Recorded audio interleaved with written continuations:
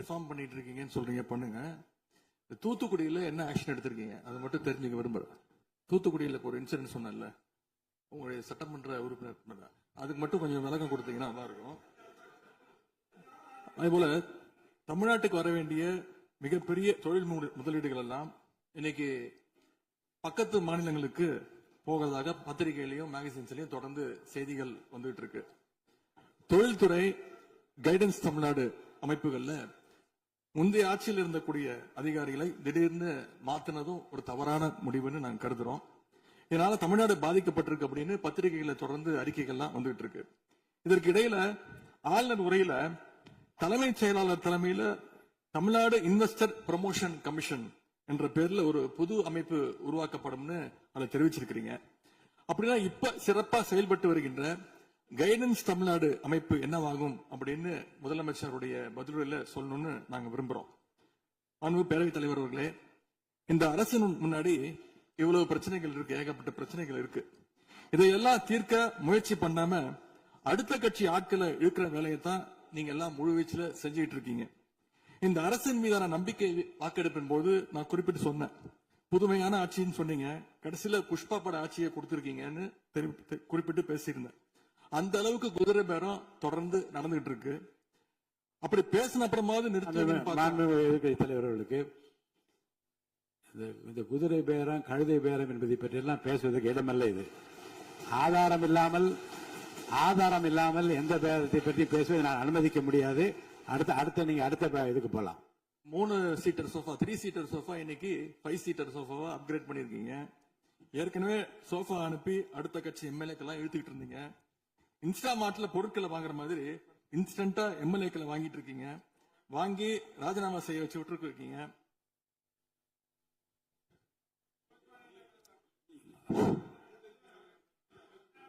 இல்ல நான் என்ன சொல்றேன், எந்த பேரத்தையும் பற்றி இங்க பேச அனுமதி கிடையாதுன்னு தான் நான் சொல்றேன். நீங்க உதாரணம் சொல்லுங்க, திடீர்னு எடுத்த உடனே குதிரை பேரன்னு சொல்லுவது, அப்புறம் இன்னொரு பேரம் என்று சொல்லி மாண்பு உறுப்பினர் வந்து சோஃபான்னு சொல்றாரு. நான் என்ன சொல்றேன்னா, எதையும் சொல்லுவதற்கு இந்த அவைக்கு உரிமை உண்டு. ஆனால் சொல்லுவதிலே உண்மை இருக்க வேண்டும். உண்மைக்கு மாறான தகவல்களுக்கு இங்க இடமில்லை. ஏன்னா அர்த்தம் இருக்குல்ல. இப்ப நீங்க ஏதோ ஒரு அர்த்தம் உள்நோக்கத்தோடு சொல்லப்படுற நீங்க சோஃபா இந்த சோஃபா என்று சொல்வதற்கு நீங்க ஒரு உள்ள அர்த்தத்தோடு ஒரு வார்த்தையை சொல்லுகின்றீர்கள், நகைத்தும் கொள்ளுகிறீர்கள். அப்ப மக்கள் அதை பற்றி என்ன நினைப்பார்கள்? சற்று விளக்கமாக ஆதாரம் இல்லாமல் சொல்லப்படுகிற எந்த வார்த்தைக்கும் எந்த குறிப்புக்கும் இங்க இடமில்லை. மாண்பு எதிர்க்கட்சி தலைவர், நீங்க தொடர்ந்து பேசலாம். ஊழல் சக்தின்னு சொல்லிட்டு அதே எம்எல்ஏக்களுக்கு இன்னைக்கு ஒரு மச்சத்தை மட்டும் வச்சுட்டு இன்னைக்கு தூய சக்தியா நீங்க மாத்திட்டீங்க. அதனால எங்களுடைய தலைவர் சமீபத்தில் சொன்னாரு, தீர்ந்து போன சக்திகள்கிட்ட திருடுற அளவுக்கு காஞ்சி போன சக்தியா இன்னைக்கு இந்த ஆட்சியாளர்கள் இருக்கிறாங்க. ஆகவே இந்த குற்றச்சாட்டுகளுக்கு முதலமைச்சர் அவர்கள் தன்னுடைய பதில் உரையில அவர் விளக்கம் அளிப்பார்னு நாங்க நம்புறோம். முக்கியமா இந்த ஆள் பிடிக்கிற வேலையை நிப்பாட்டிட்டு இனியாவது ஆட்சி நிர்வாகத்துல நீங்க கான்சென்ட்ரேட் பண்ணுங்கன்னு உங்களை எல்லாம் கேட்டுக்கிறேன். அன்பு பேரவைத் தலைவர் அவர்களே, உங்களுடைய தேர்தல் முக்கியமான வாக்குறுதிகள், படிச்சு வேலை இல்லாத இளைஞர்கள் அவங்களுக்கு எல்லாம் 4500 ரூபாய் மாசம் 4500 ரூபாய் தருவேன்னு சொல்லியிருக்கிறீங்க. அது சீக்கிரம் 6 மாசத்துல கொடுங்க. மகளிருக்கு நீங்க சொன்ன உரிமை தொகை மாதம் 2500 ரூபாய் உரிமை தொகை, வருஷத்துக்கு 6 கேஸ் சிலிண்டர், தாய்மாமன் சீர், இதெல்லாம் 6 மாசத்துல கொடுப்பீங்கன்னு நான் நம்புறோம்.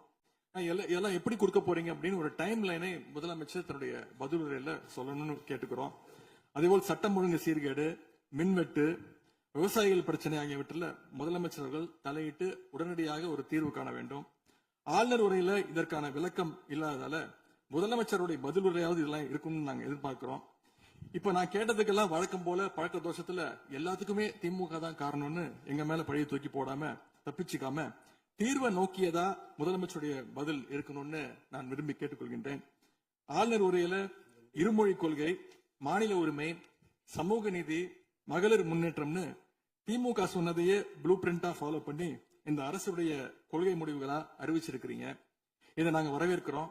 மற்றபடி ஆளுநர் உரையில தமிழ்நாட்டுடைய வளர்ச்சிக்கான ரோடு மேப் எதுவும் இல்லைன்னு கூறிக்கொண்டு முழுக்க முதலமைச்சருடைய புகழுரையாகத்தான் இந்த ஆளுநரை அமைஞ்சிருக்குன்னு சொல்லி வாய்ப்புக்கு நன்றி கூறி விடைபெறுகின்றேன். நன்றி, வணக்கம். பேரவையின் இந்திய நிகழ்ச்சிகள் இத்துடன் முடிவுற்றன. மாண்புமிகு பள்ளி கல்வித்துறை அமைச்சர் பேசுங்க. ஐயா, மாண்புமிகு பேரவைத் தலைவர் அவர்களே, பேசுங்க. மாண்புமிகு பள்ளி கல்வித்துறை அமைச்சர் பேசுங்க. உட்கார். மாண்புமிகு பேரவைத் தலைவர் அவர்களே, ஒரு செய்தி விளம்பரத்துறை அமைச்சர் என்ற முறையில் இந்த மாமன்றத்தில் மதிப்பிற்குரிய எதிர்க்கட்சி தலைவர் அவர்கள் சொன்ன சில செய்திகளுக்கு சில வரி விளக்கங்களை உங்கள் மூலமாக வழங்க விரும்புகிறேன்.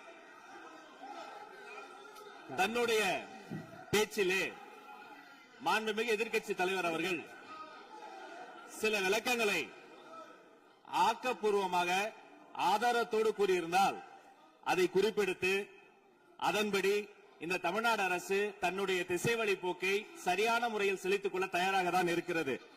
நான் முதல்வன் திட்டத்தை முடக்குவதற்கோ மாற்றுவதற்கோ எங்களுக்கு எந்த திட்டமும் இல்லை. ஆனால் சில விஷயங்களை தெளிவுபடுத்த வேண்டும். 40 நாள் விரதம் முடிப்பது போல 40 நாட்கள் ஆட்சியை இந்த தாவேக அரசு நிறைவு செய்திருக்கிறது. இந்த 40 நாட்களும் பார்த்து விட்டேன், ஏமாற்றம் மட்டும்தான் மிச்சம் என்று அவர் சொன்னார். ஆனால் மக்கள் திமுகவினுடைய 40 நாள் அல்ல 5 ஆண்டுகளையும் பார்த்துவிட்டு அந்த வந்த ஏமாற்றத்தால் தான் இப்படி ஒரு தீர்ப்பை எங்களுக்கு வழங்கி இருக்கிறார்கள்.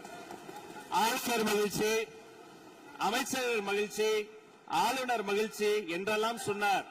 இந்த அரசில் தமிழ்நாடு மக்கள் மகிழ்ச்சியாக இருக்கிறார்கள் என்பதை தான் இன்றைய சட்டமன்றத்தினுடைய போக்கு காட்டுகிறது. நான் முதல்வன் திட்டத்தை பொறுத்தவரை தமிழ்நாடு முழுக்க இருக்கக்கூடியவர்களை நான் முதல்வன் என சொல்ல வைத்துவிட்டு ஒரே ஒரு குடும்பத்தில் மட்டும் முதல்வர்கள் வந்து கொண்டிருக்கின்ற போக்கை மாற்றுவதற்காக தான் இப்படி ஒரு சட்டமன்றம் அமைந்திருக்கிறது.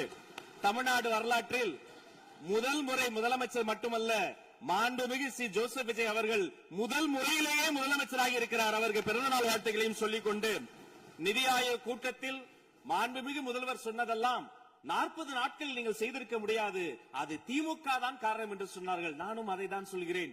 இன்று அவர் சொன்ன சட்டம் ஒழுங்கு, போதை பொருள் எல்லா பிரச்சனைக்கும் 5 ஆண்டு காலமாக அவர்கள் செய்த திமுக ஆட்சி தான் காரணமாக இருக்க முடியும் என்பதையும் சுட்டிக்காட்டிக் கொள்கிறேன்.